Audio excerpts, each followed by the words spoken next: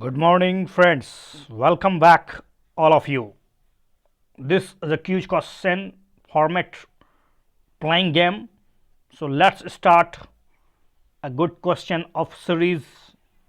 In this question, we are going to discussing about question with the explanation Hindi as well as in Hindi as well as in English medium. So let's see first question on the screen. Akbar ordered one of his close friend and courtiers Abul Fazl to write Akbar Nama, a work of the 3 volume. The volume deal with Akbar's ancestor, Akbar के पूर्वजों के बारे में, evolution of administrative setup in Indian subcontinent, geography of India, events of Akbar reign. Akbar के शासनकाल के दरमियान जो कुछ हुआ उन घटनाओं का जिक्र, भारत की ज्योग्राफी के बारे में और जो एडमिनिस्ट्रेटिव सेटअप किया जो महाद्वीप में हुआ था वो उसका विकास किस प्रकार के हुआ था, क्या इसका जिक्र है। तो सबसे पहले तो आपको 2 बातें समझनी होगी कि अब अकबरनामा अबुल फजल के द्वारा लिखा गया है जो 3 वॉल्यूम में है। इसमें अकबर ने क्या क्या प्रस्ताव दिए थे, चलिए इसका आंसर बताइए। Think about that. चलिए इसका सही जवाब आपको मिल चुका होगा मेरे ख्याल से। जी हाँ, ज्योग्राफी ऑफ इंडिया इस पर कोई जिक्र नहीं है, इसलिए आपने 3 काटा तो 3 हटाइए और आपका सही जवाब है 1 and 4 is the right answer. First volume dealt with the Akbar's ancestor and the second volume recorded the events of Akbar reign. The third volume is the Aine Akbari. It deals with Akbar administration, household, army and the revenue and geography of his empire, not the geography of the all over the Bharat. It also provides rich detail about traditions, culture of the people living in the India. The most interesting aspect about Aine Akbari is its rich statistical detail about the things as diverse as crops, yields, prices, wages, and revenues. Next question. In medieval India, Mahamandaleshwar was a term often used for Samant who gained power and wealth to overpower their lords, kings who undertook an overseas expedition, priests who perform a most Aswamedha sacrifices, and patrons of temples with several deities. Okay, medieval India में महामंडलेश्वर जो शब्द है वो किसके लिए use किया जाता था। इसका सही जवाब है सामंत जो शक्ति प्राप्त कर लेते थे, धन प्राप्त कर लेते थे और ओवर पावर कर देते थे उनके ही भगवान, उनके ही देवताओं को, उनके ही राजाओं को। By the 7th century there were big landlords और warrior chiefs the different region of the subcontinent existing king often acknowledge them as their subordinates और सामंत। राजा उन्हें सामंत का दर्जा दिया करते थे, अपने अधीन उनको सामंत के रूप में जानते थे। They were expected to bring gifts, उनसे उम्मीद की जाती थी कि वह राजाओं के लिए उपहार लाए, राजा की बातों को माने। Be present at there courts, उनके कोर्ट में शामिल हो। Provide them with the military support, ताकि कभी भी अगर युद्ध में अगर सैन्य सहायता की जरूरत हो तो ये इनके लिए हाजिर हो। As samant gain power and wealth, जैसे जैसे ये सामंत जो है शक्तियाँ और धन अर्जित करते चले गए, they declare themselves to be महासामंत, और वो अपने आप को महासामंत घोषित कर दिए। महासामंत या महामंडलेश्वर, the great lord of circle और रेन and so on. Sometimes they asserted their independence from their overlords, अपने ही राजाओं के वे कभी कभी खिलाफ भी जाया करते थे, अपने आप को स्वतंत्र घोषित कर दिया करते थे। आप जब भारतीय राष्ट्र आंदोलन की घटनाक्रम का अध्ययन करेंगे तो उसमें आपको पढ़ेंगे अवध, बंगाल, मैसूर, पंजाब ने किस प्रकार से मुगलों से अपनी दास्ताओं को मुक्त किया। ये जो सामंत थे उनके जो उत्तराधिकारी हुआ करते थे, चाहे वो बंगाल का हो, अवध का हो, इन्होंने कैसे अपने आप को स्वतंत्र किया। हालांकि कभी कभी वो गुप्त रूप से अपनी सेना इकट्ठा करते, राजाओं के खिलाफ विरोध करते, कुछ कुछ राजाओं के समक्ष अपनी अधीनता को बनाए रखते ताकि राजा उनसे खपा ना हो जाए। Okay, next question. चंद्रगुप्त द्वितीय, a ruler of the Gupta empire, Gupta period में जो चंद्रगुप्त द्वितीय हुआ करते थे, assume the famous title Shakari. What did the title, इसका क्या मतलब है? सकारी का मतलब destroyer of the Saks, lord of the world, well-wisher of the masses, and devotee of Sankara. Think about that. चलिए, ये थे डिस्ट्रॉयर ऑफ द सक, सकों का नाश करने वालों को सकारी कहा गया है, और ये गुप्ता एम्पायर में चंद्रगुप्त द्वितीय के द्वारा हुआ था. Greatest military achievements of Chandragupta द्वितीय was his war against the Shaka of the western India. सकों के खिलाफ लड़ना उनका बहुत बड़ा अचीवमेंट था. रुद्र सीमा तृतीय, द लास्ट रूलर ऑफ सक सत्रप वॉज डिफीटेड, डिथ्रोन्ड एंड किल्ड. उनको सबसे पहले तो उसको हराया गया, तख्ता पलट कर दिया गया, गद्दी छीन ली गई, और फाइनली उसको मार भी दिया गया. Killed. His territories in western Malwa and Kathiawara Peninsula were annexed into the Gupta empire, और गुप्ता एम्पायर में, गुप्त साम्राज्य में इसको अनेक्स कर लिया गया, साम्राज्य में मिला दिया गया. After the victory he perform the horses sacrifices and assume the title Shakari, और उन्होंने घोड़ों की बलि दी और उसके बाद अपना एक टाइटल घोषित किया सकारी, मीनिंग डिस्ट्रॉयर ऑफ सक. सकों पर विजय प्राप्त करने वालों को सकारी कहा गया है, नाश करने वाला, सकों का नाश करने वाला, नाशक. ही ऑल्सो कॉल्ड हिमसेम, अपने आप को विक्रमादित्य कहा करता था वो, चंद्रगुप्त विक्रमादित्य. ये चंद्रगुप्त द्वितीय को विक्रमादित्य भी कहा जाता है. Next question, with the reference of Chola education and literature consider the following statement. Temples and maths, ध्यान रहे इसमें सही आंसर पकड़ना है आपको. Temples and maths served as the only educational centre. Not only the Vedas and epics but the subjects like mathematician, medicine were also taught. Endowment of lands was met to run educational center. Let's think about it.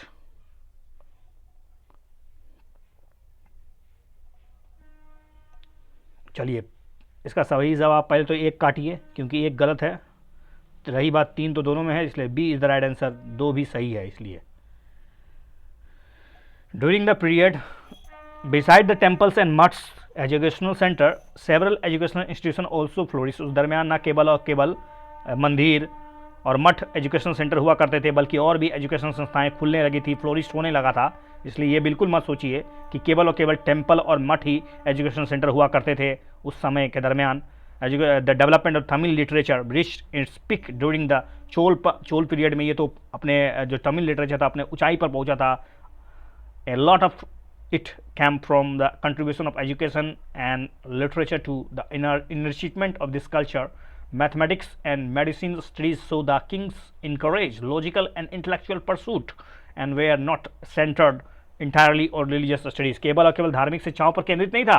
Chola शिक्षा जो था, जब अपने ऊंचाई पर पहुंच रहा था तो उसने गणित शिक्षा, चिकित्सा शिक्षा, वैद्य शिक्षा और लॉजिकल माइंडिंग को डेवलप करने के लिए, लॉजिकल दिमाग खुले, इसके लिए उन्होंने और भी शिक्षाओं पर बल दिया. Question number 5. In ancient India, Kutagarsala was, क्या था Kutagarsala? Think about that. A place where intellectual debates among the Buddhist mendicants took place. A place housing artifacts of the high value. An open place where royal religious procession took place. A subsidized public homestay for travelers around the kingdom. कौन सा सही है?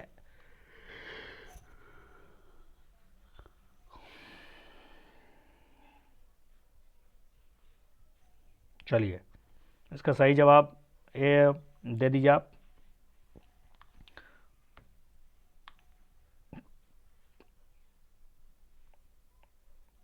There are many sects and schools of thought in the period, especially Buddhist period.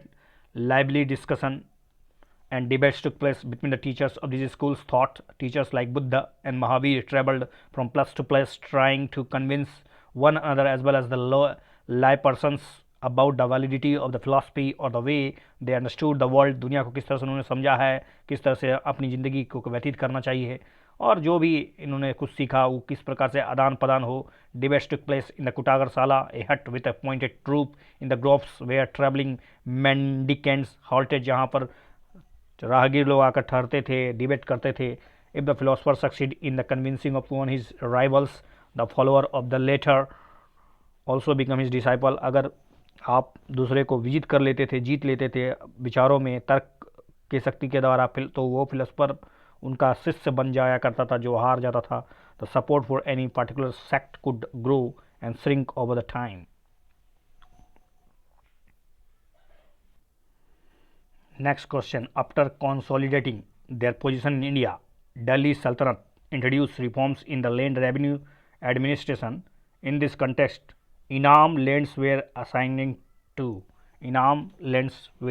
assigned to official against the payment for their service,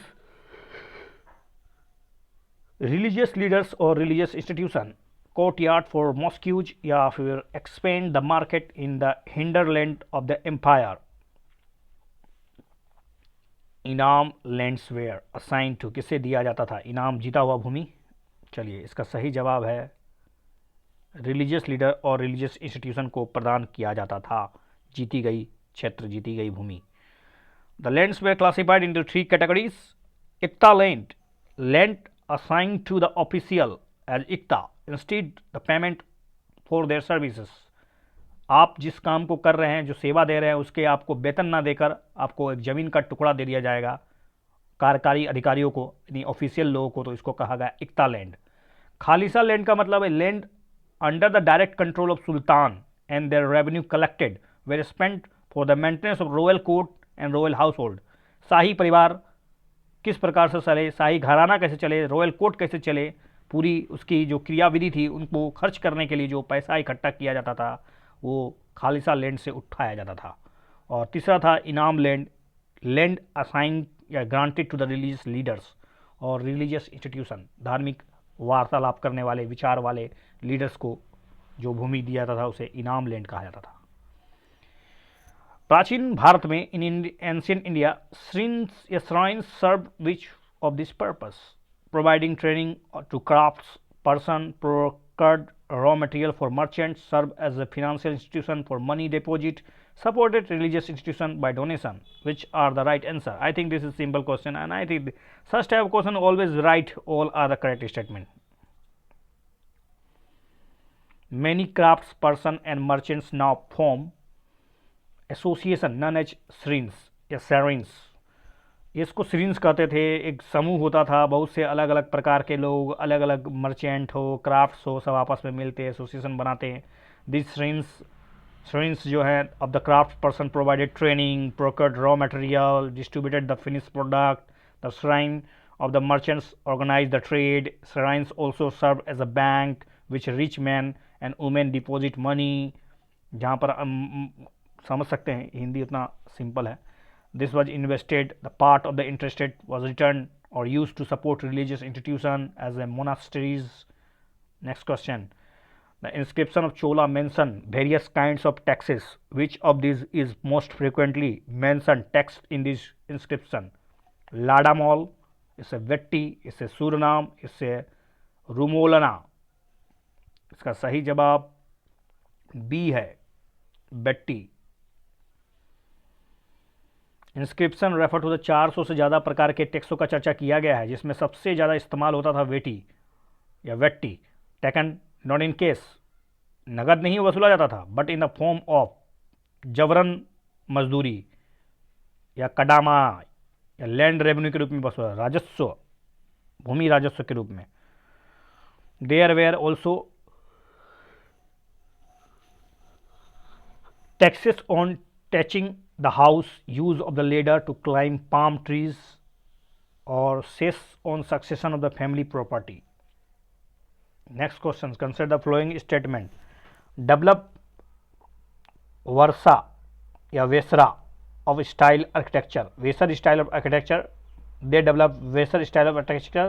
Their structural temples exist in Ahol, Badami, Padakkal. Their administration was highly centralized. किसके बारे में चर्चा हो रही है ये सब? क्या ये चोल है, क्या ये चालुक्य है, या चेर है, या पांड्या है? चोल, चेर, चालुक्य, पांड्या, इनमें से कौन सा कथन है जिसके बारे में बताया जा रहा है कि उन्होंने वेसर स्टाइल को डेवलप किया? उन्होंने उस समय जो टेम्पल एग्जिस्ट करता था, उनका जो स्ट्रक्चर का स्टाइल था, जिसमें एहोल था, बदामी था, पटक्कल था, उनका एडमिनिस्ट्रेशन जो प्रशासनिक व्यवस्था था वो पूरी तरह से क्या केंद्रित था? तो ये कौन थे? सोचिए सोचिए सोचिए, किसके बारे में चर्चा हो रहा है? जी हाँ, आपने सही सोचा है, चालुक्य इसके लिए सही जवाब है, क्योंकि चोलों का जो केंद्रीय सिस्टम नहीं था, विकेंद्रीकृत था। Administration, Chalukya administration highly centralize. Chalukya लोग जो थे उनका जो प्रशासनिक व्यवस्था था वो पूरी तरह से केंद्रित था, अनलाइक दैट ऑफ द पाल चोल, जबकि चोल में और पल्लव में ऐसा नहीं था। Village autonomy was absent under the Chalukya. ग्रामीण जो स्वायत्तता होता था वो चालुक्य अर्थव्यवस्था या चालुक्य व्यवस्था में नहीं थी, चालुक्य शासनकाल में नहीं था। आर्किटेक्चर की बात करें, Chalukya were great patrons of art, art के प्रति इनकी दीवानगी थी। दे डेवलप द वर्स Vesara style in the building of structural temples. However Vesara style reach its culmination only under the Rashtrakuta and Hoysalas. लेकिन ध्यान रहे कि वेसर स्टाइल अपने पिक पर, अपने मतलब शिखर तब कब किस काल में पहुंचा, तो वो राष्ट्रकूट था और वो तो होयसल के काल में हुआ था। Cave temple architecture was also famous under the Chalukya. ये जो गुफा मंदिर का जो निर्माण हुआ करता था ये चालुक्यों के दरमियान बहुत फेमस हुआ। There cave temples are found in Ajanta, Ellora, Nashik.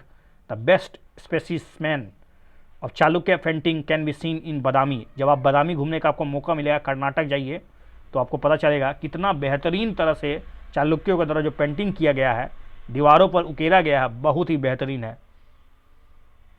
The amaram land in the Vijayanagara empire were. ये अमरम जो भूमि हुआ करता था विजयनगर साम्राज्य के दरमियान, ये क्या हुआ करता था? State forest reserve, land granted to army officer, donation made to temple sites, या फिर land dedicated to for industries. चलिए, विजयनगर साम्राज्य के दरमियान अमाराम जो था वो था लैंड जो कि ग्रांट किया जाता था आर्मी ऑफिसर को। Vijayanagara army was well organise and efficient. It consist of cavalry, infantry, artillery, elephants.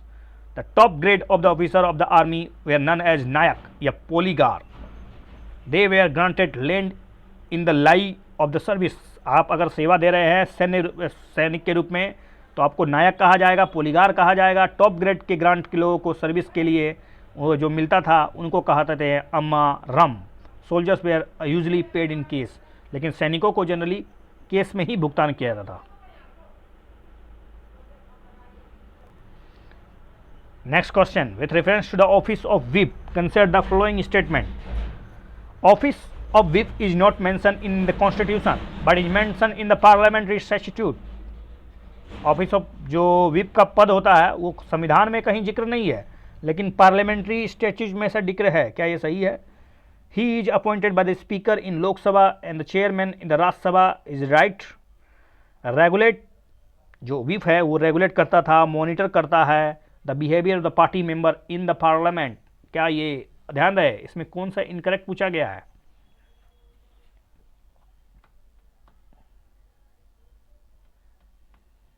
चलिए, चूंकि आपको पता होगा दो स्टेटमेंट इनकरेक्ट है और दो कहीं नहीं है, इसलिए सी ही इज द राइट आंसर। एक और दो दोनों ही गलत है। The office of whip is mention neither in the constitution nor in the rules of the house nor in the parliamentary statute. ये कहीं पर ऑफिस ऑफ जो पद है, जो व्हिप का पद है, वो भारत के संविधान में भी नहीं है, पार्लियामेंट के रूल्स में भी नहीं है, और ना ही पार्लियामेंट्री स्टैट्यूट में है। It is based on the convention of the parliamentary government. संसदीय व्यवस्था अपनाने वाले सरकारों के नेचर में है, मतलब ये इनका कन्वेंशन है। Every political party whether ruling हो या फिर ओपोजिशन हो हैज इट्स वन व्हिप। इनका अपना व्हिप हुआ करता है पार्लियामेंट में। He is appointed by the political party to serve as an assistant floor leader. ना कि ये स्पीकर के द्वारा और ना ही सभापति के द्वारा नियुक्त किया जाता है, बल्कि अपने अपने पार्टी के द्वारा ही चुना जाता है। He regulate and monitor the behaviour of the party members in the parliament. The members are suppose to follow the directive given by the whip, otherwise disciplinary action can be taken. वरना आप पर disciplinary action हो सकता है। Consider the following statement about joint sitting of the parliament. ये जो संयुक्त बैठक होता है पार्लियामेंट का, उस पर विचार करते हुए बताइए कि कौन सा कथन सही है। Speaker of the Lok Sabha summons and presides over the joint sitting of both the houses. Joint sitting is applicable to the ordinary bills and financial bills only, which is correct statement. चलिए, ये तो बहुत ही हल्का सवाल है क्योंकि पहला वाला तो गलत है, तो दो सही है। जी हाँ, प्रेसिडेंट करते हैं, समन बुलाते हैं president both the houses to meet the joint sitting. The speaker of the Lok Sabha presides करते हैं over a joint sitting of the two houses and deputy speaker in his absence, अगर वो नहीं है, अगर स्पीकर नहीं है तो डेप्यूटी स्पीकर, अगर डेप्यूटी स्पीकर भी एब्सेंट है तो ध्यान रहे यहाँ चेयरमैन ऑफ द राज्यसभा के डेप्यूटी स्पीकर करेंगे, ना कि चेयरमैन करेंगे, ठीक है। If the he is also absent, अगर वो भी नहीं है, अगर राज्यसभा के उपसभापति भी नहीं है, तो such other person may be determined by the member present at the joint sitting presided over the meeting, तो उस जॉइंट सिटिंग में जो सदस्यों के द्वारा चुने जाएंगे वही करेगा। The provision of joint sitting is applicable to the ordinary bills और financial bills only and not for the money bills और कॉन्स्टिट्यूशनल अमेंडमेंट बिल। भारतीय संविधान के लिए संशोधन के लिए लाया गया बिल या धन विधेयक से संबंधित कोई बिल हो तो इस पर जॉइंट सिटिंग का कोई प्रावधान नहीं है। Consider the following statement, Rajya Sabha does not have a procedure for moving of, Rajya Sabha में क्या नहीं होता है, कौन सा काम नहीं होता, प्रोसीजर, एडजॉर्नमेंट मोशन नहीं हो सकता है, सेंसर मोशन नहीं हो सकता है, नो कॉन्फिडेंस मोशन नहीं लाया जा सकता है। क्या ये सही है? सोचिए, थिंक अबाउट दैट, कौन सा प्रोसीजर नहीं चलाया जाता है राज्यसभा में।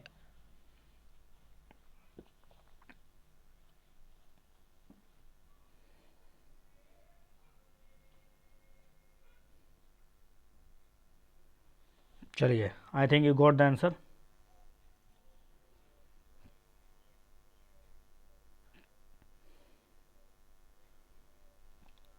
इसमें से कोई भी काम राज्यसभा में नहीं हो सकता है।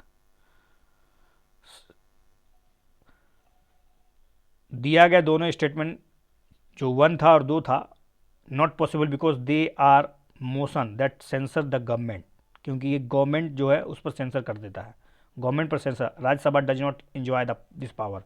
और मतलब एक तरह से सरकार गिराने की जो बात है वो लोकसभा पर निर्भर है, ना कि राज्यसभा पर। A no confidence motion is a parliamentary motion, no confidence motion एक पार्लियामेंट्री मोशन है which move in the Lok Sabha against the entire council of the minister starting that they are no longer deemed fit to the hold position of responsibility due to their inadequacy in some respect or their failure to carry out their obligation। ना तो उनके पास अब बहुमत रहा है, ना ही अपनी दायित्व को पूरा करने के लिए वो अब मतलब उतने सक्षम हैं, इसलिए उनके खिलाफ ये नो कॉन्फिडेंस मोशन लाया जा सकता है, वो भी केवल लोकसभा में। No prior reason needs to be stated for its adoption in the Lok Sabha, और इसके लिए प्रायर रीजन आपको पूर्व कारण बताना बिल्कुल ही जरूरत नहीं है।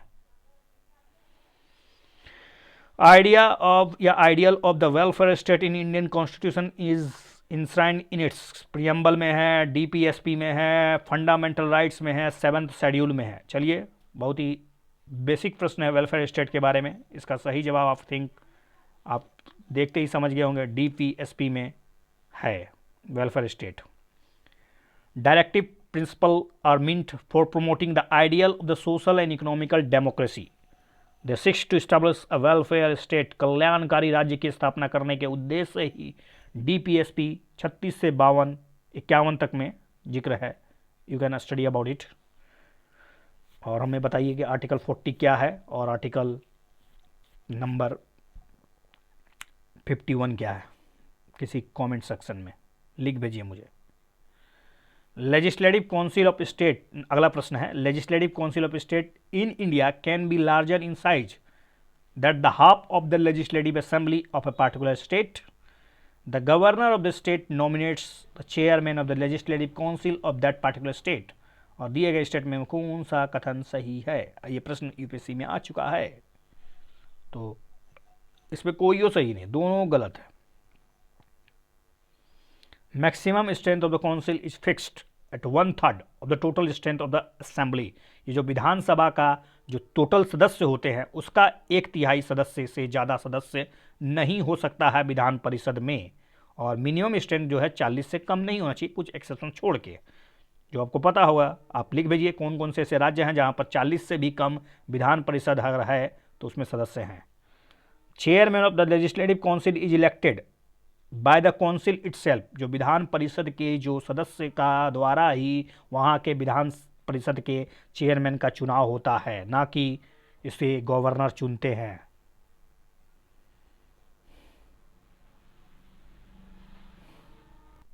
अगला क्वेश्चन है which among the following Indus valley civilization sites belong to India. कौन कौन सा इंडस वैली सिविलाइजेशन जो साइट्स है वो भारत से बिलोंग्स करता है। हड़प्पा, राखीगढ़ी, धौलावीरा, मोहनजोदड़ो और रोपड़।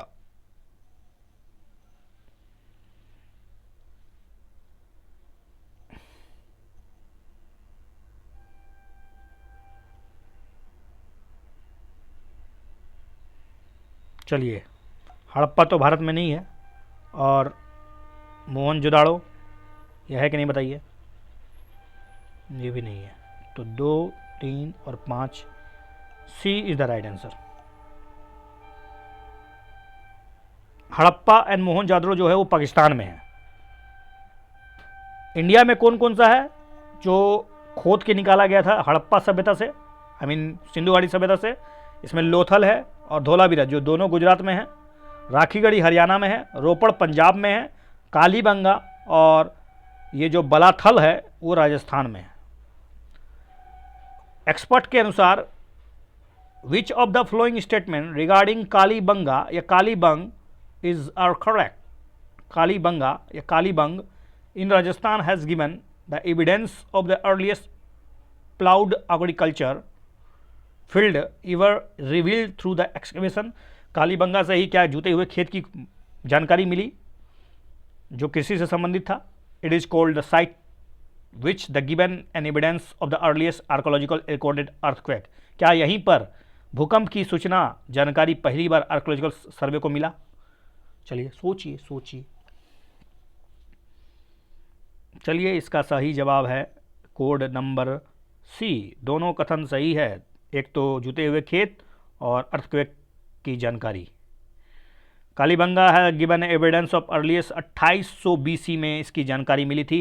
उस समय का एग्रीकल्चर जो खुदाई किया गया जो भूमि था, field ever revealed the through the excavation as per doctor B.L. Lal. It also a site which has given the evidence of the earliest record earthquake. यहीं पर अर्थक्वेक पहली बार हो सकता दिखा गया हो, इसकी पहचान भी प्राप्त हुई थी। अगला है Aihole inscription is known as a credible of Indian architecture was issue under the reign of. ये एहोल इंस्क्रिप्शन जो लिखा गया था किसके शासनकाल में? चालुक्य, पल्लव, राष्ट्रकूट और Maratha.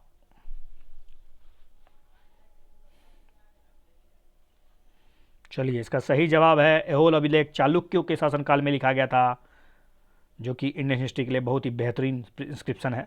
Aihole was the first capital of Chalukya. चालुक्यों का पहला राजधानी एहोल ही था। Where they built numerous temple dating back to the 6th century CE।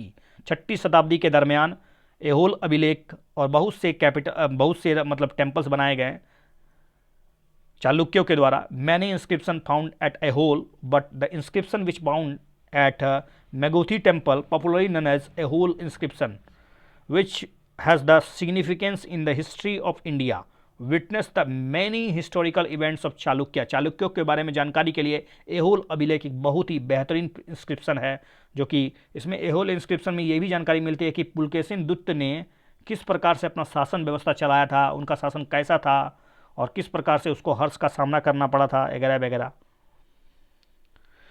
Consider the following statement regarding Bardo Cham. ये बाड़ो चाम क्या है? बाड़ो चाम is a folk dance perform in Arunachal Pradesh. It is based on the stories of good and evil. The performer wear mask representing different animals. कौन सा कथन सही है बाड़ो चाम के बारे में?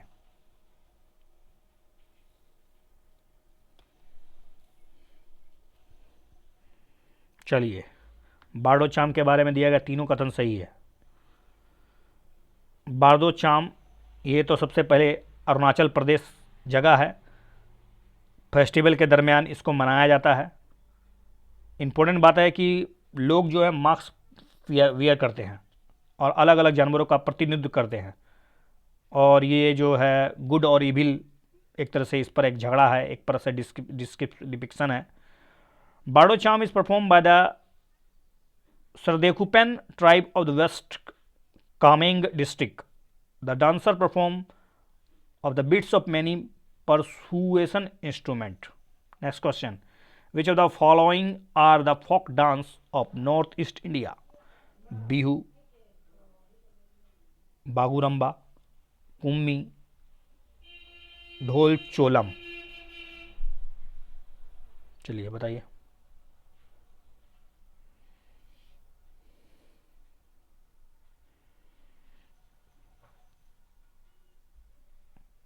नॉर्थ ईस्ट इंडिया में कुमी नाम का कोई पर्व नहीं है।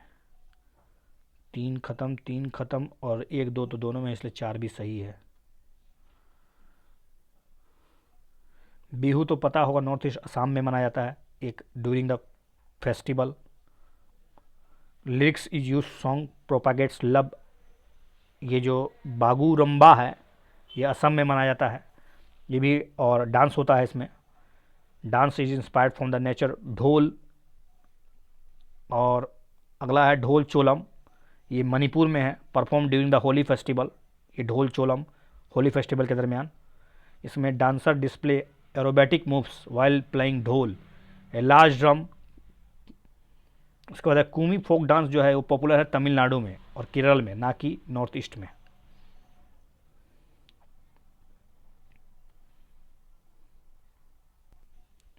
Next question, expansion created by the big bang continues even to present day. After the Big Bang, universe became highly opaque and temperatures started rising till the temperature atmosphere was warm. जब से वातावरण बना है तब से temperature बढ़ते जा रहा है क्या? और बिग बैंग का एक्सपेंशन आज भी जारी है क्या? और ध्यान रहे इनकरेक्ट पूछा गया है। चलिए इसका इनकरेक्ट जवाब है बी इज़ द इनकरेक्ट है, क्योंकि बी ही इनकरेक्ट है। ऐसा नहीं है कि टेम्परेचर के बारे में आपको जानकारी नहीं होगी। बिग बैंग थ्योरी कुछ इंपॉर्टेंट बातें बताता है यूनिवर्स के बारे में, दुनिया के निर्माण कैसे हुआ, हम लोग आज कैसे एग्जिस्ट करते हैं, पृथ्वी कैसे बना, चंद्रमा कैसे बना, ग्रह कैसे बनी। सबसे पहले शुरुआत में क्या हुआ था, matter forming the universe exists in one place in the form of a tiny ball. दुनिया का, विश्व का, पूरा ब्रह्मांड का जो सारा द्रव्यमान था और पूरा जो मास था वो एक छोटे से बिंदु सिंगुलर एटम में केंद्रित हो चुका था, और उसका जो डेंसिटी था वो बहुत ही निम्न था और बहुत ही हाईली डेंसिटी का था, इन्फिनाइट डेंसिटी बोल सकते हैं। टेम्परेचर भी उसमें इन्फिनाइट था। वॉल्यूम भले बहुत ही मिनिमम, क्योंकि डेंसिटी जब आपने इन्फिनाइट कह दिया तो स्वाभाविक है वॉल्यूम बहुत मिनिमम हो जाएगा, बहुत ही मिनिमम। और सेकंड के 10वें के हिस्से में एक अचानक महाविस्फोट होता है और big bang tiny ball exploded violently. और उस समय क्या था, ह्यूज एक्सपेंशन, विस्तार होता चला जाता है। It is now generally accepted that the event of the big bang took place. आज से लगभग 13.7 अरब वर्ष पहले ये घटना हुई थी और आज भी जारी है। प्रेजेंट डे में भी विस्तार हो रहा है यूनिवर्स का। As it grew some energy was converted into matter. लेकिन जैसे जैसे इसका उम्र बढ़ता चला जा रहा है, जो घटना हुई थी 13.7 अरब वर्ष पहले, उस समय क्या हुआ, ये जो एनर्जी जो है मैटर में कन्वर्ट होता जा रहा है। और मात्र 5% ही दुनिया जो है ना अभी मैटर बना है, अभी 95% तो एनर्जी है, डार्क मैटर जिसको कहते हैं, जिसको हम देख नहीं सकते हैं। There was a particular rapid expansion with the fraction of a second after the bang. ये जो सारी जो घटनाएं हुई थी वो सेकंड के 10वें हिस्से में हुआ था, जैसे मैं बता रहा हूँ। देयर आफ्टर, उसके बाद एक्सपेंशन बस स्लोड, अब फिर स्लो हो गया एक्सपेंशन, अब धीरे धीरे हो रहा है। With in the 3 first minute, और अगले 3 मिनट के अंदर ही, बिग बैंग जैसे घटित हुआ उसके 3 मिनट के अंदर ही big bang event the first atom began to form. और पहली दुनिया का विश्व का पहला एटम बना अगले 3 मिनट के दरमियान में ही। और फिर विद इन द 3 लाख साल फ्रॉम द बिग बैंग, और बिग बैंग के 3 लाख साल बाद टेम्परेचर गिरना स्टार्ट हो गया और वो गिरकर 4500 केल्विन में आ पहुंचा and gave rise to the atomic matter. और उससे फिर एटॉमिक मैटर का निर्माण हुआ, यूनिवर्स बिकम ट्रांसपेरेंट, और दुनिया जो है और ये जो ब्रह्मांड है वो पारदर्शी हो गया। तो आप एक चीज़ समझ लीजिए कि यूनिवर्स का विस्तार को अगर जानिए, कैसे जानेंगे, तो इसके लिए 2 शिफ्ट पढ़ना पड़ेगा, एक रेड शिफ्ट, एक ब्लू शिफ्ट। जैसे जैसे आपको डॉपलर इफेक्ट के बारे में जानकारी होगी, डॉपलर इफेक्ट में और साउंड के साथ साथ ये लाइट के लिए भी अवेलेबल है, मतलब दोनों एप्लीकेबल है। जब को आपको पता चलेगा कि यूनिवर्स एक्सपेंस कर रहा है तो रेड शिफ्ट और ब्लू शिफ्ट का अध्ययन कीजिए, और मुझे लिख दीजिए रेड शिफ्ट और ब्लू शिफ्ट के बारे में। I would love to know about the red shift and blue shift.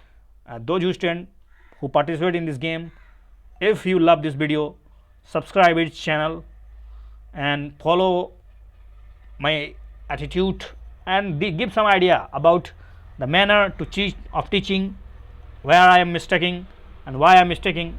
Please correct my attitude. Next question. Consider the following statement regarding the temperate rainforest. Temperate rainforests are found mostly in the coastal mountains area. ये जो temperate rain forest होते हैं, क्या ये coastal area में, mountain area में ही पाए जाते हैं खास करके? Cooler temperature and more stable climate slow down decomposition, allowing more material to accumulate. Temperate rainforests are the most biological diverse terrestrial ecosystem in the world. चलिए, आपको हिंस मिल चुका है मेरे ख्याल से.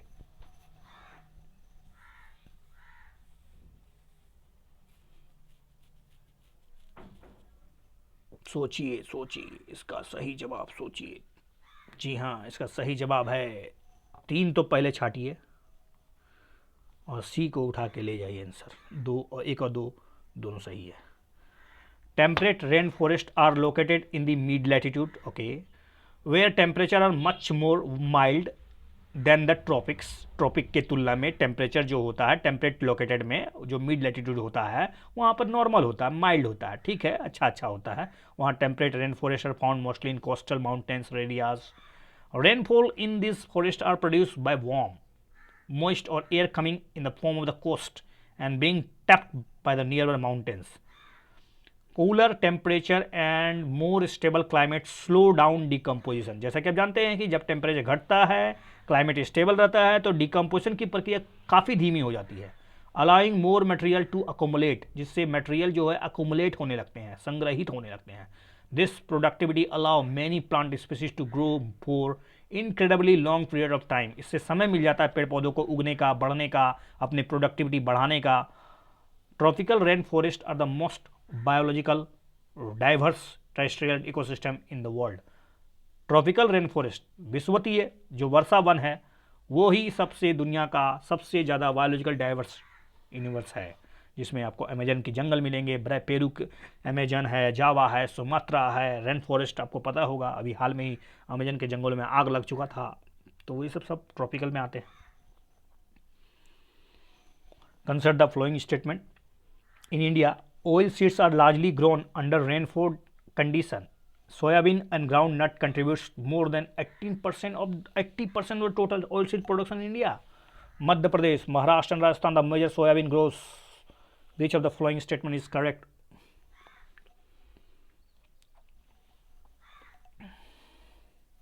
चलिए, ये तो बहुत सिंपल सवाल हुआ, क्योंकि 2 में इतना हाईली एग्जेजरेट कर दिया गया है, तो आप 2 छाट ही दीजिए. इतना नहीं हो सकता कि 80% टोटल ऑयल सीड केवल और केवल सोयाबीन और ग्राउंडनट से ही हमको मिल जाए. ऐसा तो होता नहीं है, इसलिए इसका सही जवाब है B. It's a IQ based question. Soybean 34% और ग्राउंडनट 27%. जोड़ने पर आपको मिलेगा 7 4 11 और 3 2 5, यानी 61% होता है, ना कि 80%. और बाकी रेपसीड है, मस्टर्ड है, 27% कंट्रीब्यूट करता है. तो तीनों मिला दिया जाए, सोयाबीन, ग्राउंडनट और मस्टर्ड और रेपसीड, तब जाके टोटल होगा 88%. The total oil seed production greater than 18% of the vegetable oil with major share of mustard, soybean and groundnut, जिसमें मस्टर्ड 35% और सोयाबीन 23% और ग्राउंडनट 25%. आंध्र प्रदेश जो है ग्राउंडनट मूंगफली में, गुजरात भी ग्राउंडनट उत्पादन करता है, हरियाणा मस्टर्ड में, कर्नाटक ग्राउंडनट में, Madhya Pradesh soybean, Maharashtra soybean, Rajasthan mustard और soybean, Tamil Nadu groundnut, Uttar Pradesh mustard, West Bengal mustard contribute more than 95% of total oil seed production in the country. Majority of oil seeds are cultivated under the rain-fed ecosystem. 70% rain-fed seed में होता है. Which of the following lake is not the part of the Great Lakes region in the North America? Lake Erie, Lake Slave Lake, Michigan Lake, Lake Ontario. I think simple question है, but आपको पता होगा कि ये नदियों का जो समूह है उसमें कौन सा नहीं आता है. मेरे ख्याल से आपको आंसर मिल चुका होगा. जी हाँ, ग्रेट स्लेब लेक ऐसा कुछ नहीं है. इसमें lake Erie, lake Michigan, lake और Ontario is the part of great lakes. Great lakes also called Laurentian Great Lakes and Great Lakes North America are series of interconnected freshwater lakes located primarily in the upper mid region of the North America Canada United States border which connected the Atlantic Ocean through the saint Lawrence river. ये कौन कौन से हैं? एक तो lake Superior है, lake Michigan है, lake Huron है, लेक इरी है और लेक ओंटारियो है। Which of the following rivers flows from Kaziranga national park से कौन कौन सा नदियाँ गुजरती है? ब्रह्मपुत्र नदी, दिपुल, धारला और मोरा दिपुलू और रांगफो।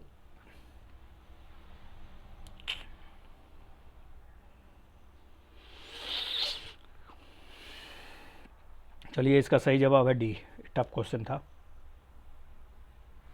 Kaziranga is crisscrossed by 4 main river, 4 नदियों से घिरा हुआ है। क्रिसकोस्ट है, जहां मन तहां से नदियां निकलती है। एक ब्रह्मपुत्र है, दूसरा है दिपुलू, तीसरा है मोरा दिपुलू और Mora Dhansiri and numerous small water bodies है। Next question, in the Indian parliamentary model of government किस प्रकार का है? Central control state UT, judiciary control the executive is responsible to the legislature और लेजिस्लेचर कंट्रोल द जुडिशरी। हल्का question है, चलिए इसलिए ज़्यादा समय नहीं देता हूँ। इसके लिए सही जवाब है executive is responsible to the legislature. Constitution of India provides a parliamentary form of government both at center and the state. Parliamentary system of the government is the one in which the executive is responsible to the legislator for its policy and acts. अपने पढ़ा ही होगा इसके बारे में, और भी बहुत सारे इसके आप कुछ प्रमुख फीचर्स के बारे में अगर आप जानना चाहते हैं तो आप मुझे लिख भेजिए। पार्लियामेंट्री सिस्टम ऑफ इंडिया के बारे में कुछ और महत्वपूर्ण natures. Consider the following statement, constitution of India is neither rigid nor flexible. Article 368 provides for amendment of the constitution by 3 ways. एक special majority by the parliament या of the parliament, by special majority of the parliament and with the ratification of the half of the total states and by the simple majority of the parliament. Division of power, written constitution, supremacy of constitution, flexibility of constitution, independent judiciary and bicameralism are the feature of federation. कौन सा कथन incorrect है? ध्यान रहे, incorrect मांगा गया है।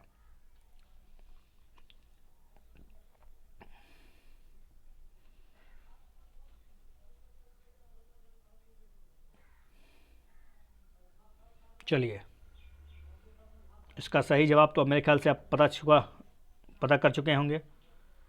सी is the right answer. जी हाँ, सी इसका सही जवाब है। मैंने ए में लगा दिया था गलती से, 2 और 3 गलत है। Constitution of India is neither rigid not flexible but a synthesis of both. Article 302 प्रकार के अमेंडमेंट की बात करता है, क्योंकि सिंपल मेजोरिटी को अमेंडमेंट में काउंट नहीं करते हम लोग। Some provision can be amended by the special majority of the parliament such that 2/3 of the majority of the members of each house present in voting and a majority that is more than 50% of the total membership of each house. दूसरा है some other provisions can be amended by a special majority of the parliament with the ratification of half of the total 2 states. At the same time, some provision of the constitution can be amended by a simple majority of the parliament in the manner of the ordinary legislative process. Notably, याद रखिए, these amendments do not come under the article 368. ये ध्यान रखना है आपको, ये amendment 368 के तहत में कैटेगरी में नहीं आता है। Constitution of India stabilize the federal system of the government.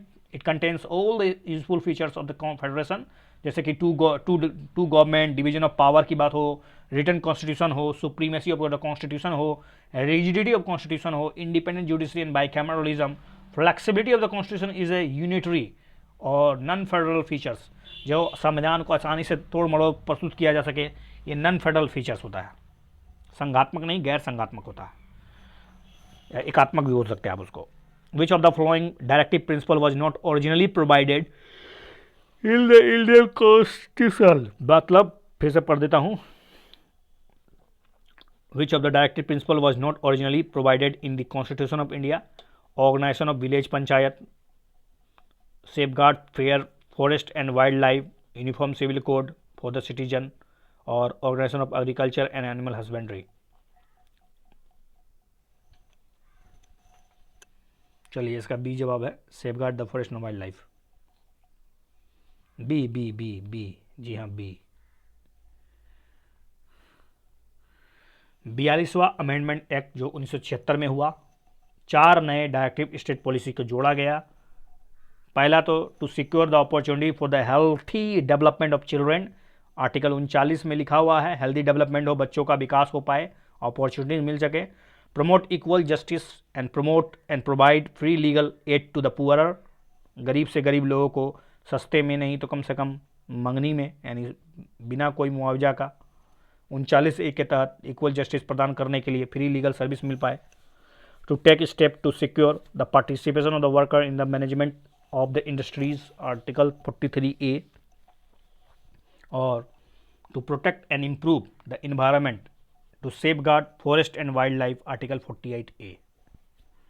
Consider the following statement regarding fundamental right. Fundamental right in our constitution are more elaborate than those found in the constitution of any other country in the world, including the USA. दुनिया का कोई भी ऐसा संविधान नहीं है जैसा कि हमारा संविधान है, ऐसा कहा जा रहा है, जिसमें फंडामेंटल राइट का इतना बड़ा जिक्र है, इतना एलोबरेट जिक्र है। क्या ये सही है? Fundamental rights are named so because they are guaranteed and protected by the parliament, the supreme law making body in India. Okay, correct बताइए, करेक्ट। 4 का बहुत ही सिंपल क्वेश्चन हो चुका है। जी हाँ, 2 तो बिल्कुल ही गलत है, A is the right answer.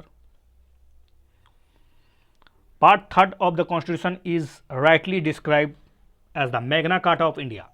It contain very long and comprehensive list of justiciable fundamental rights. In the fact, fundamental rights in our constitution are more elaborate than those found in the constitution of any other country in the world, चाहे वो USA ही क्यों ना हो।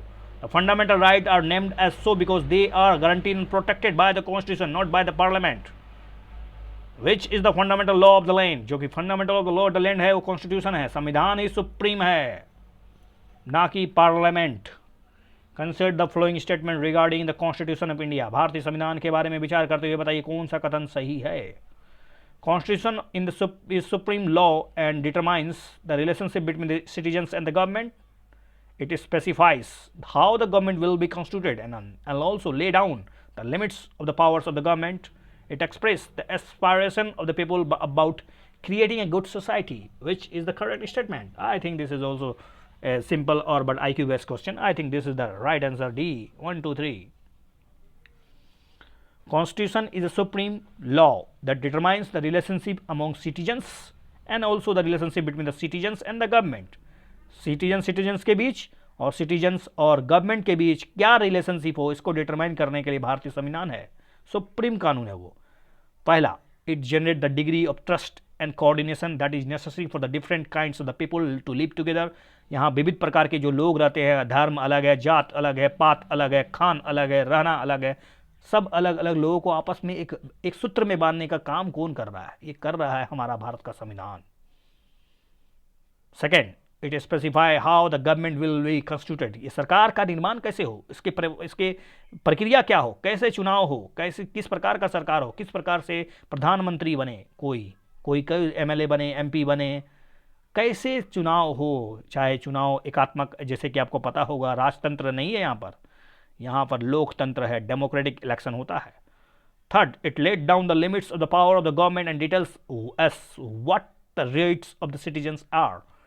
सरकार पर लगाम लगाने के लिए भी बहुत सारे प्रावधान संविधान में है, चाहे मौलिक अधिकार हो, जुडिशियल रिव्यू हो, सुप्रीम कोर्ट हो, कार्यपालिका न्यायपालिका का पृथक्करण हो, ये सब क्या है? एक तरह से लिमिटेशन है। इसको कहते हैं कॉन्स्टिट्यूशनलिज्म। क्या केंद्र सरकार क्या नहीं कर सकती है? Have to know about the government, सरकार को ये जानना चाहिए। पहला और अंतिम है, it express the aspiration the people. लोगों की इच्छाएं क्या है, लोगों का विश्वास क्या है, एस्पिरेशन क्या है, उम्मीद क्या है, ये हमें प्रियम्बल और डीपीएसपी से प्राप्त होता है, जैसे कि आपने बस समझा।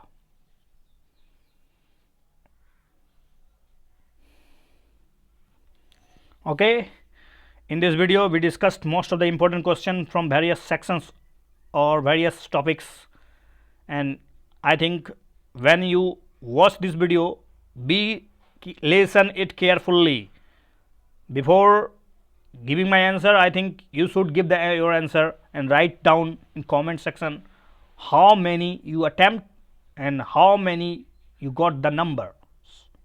Okay, if you love this video, please subscribe my channels and for your kindness, अपनी दयालुता दिखाइए और भी अपने मित्रों को भेजिए ताकि वो भी कुछ विद्या ग्रहण कर पाए और एग्ज़ाम की प्रिपरेशन के लिए रेडी हो पाए. Thanks a lot once again. Goodbye.